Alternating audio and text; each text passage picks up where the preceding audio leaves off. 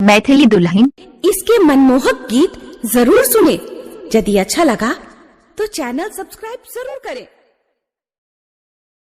अभी आप सुन रहे हैं फाइडोसो से माँ दुर्गा एक्सप्रेस की शानदार प्रस्तुति। गौरा हमके बता दा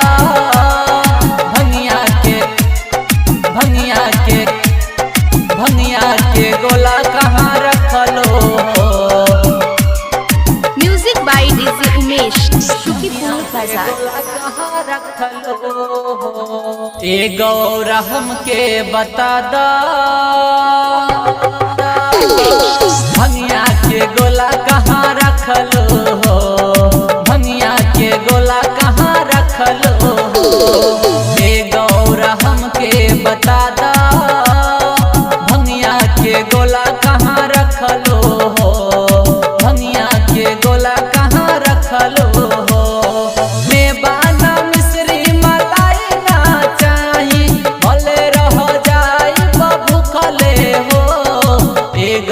हमके बता दो भंगिया के गोला कहाँ रखलो हो।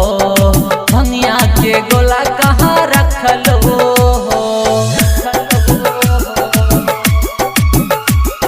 presented by माँ दुर्गा एक्सप्रेस। हमके बता दो भंगिया के गोला। Music by DJ Umesh,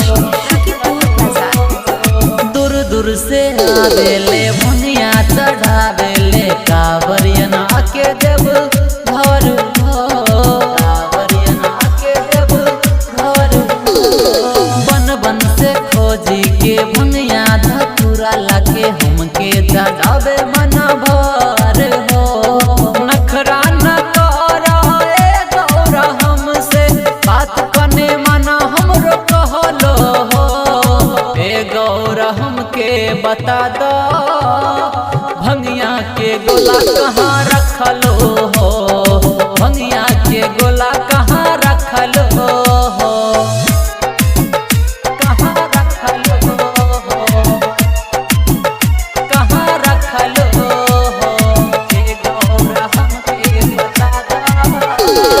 music by DJ Umesh, Shukipur Bazar. Writer सकल दीप भोला के देवे जात बानी आशीर्वाद हो।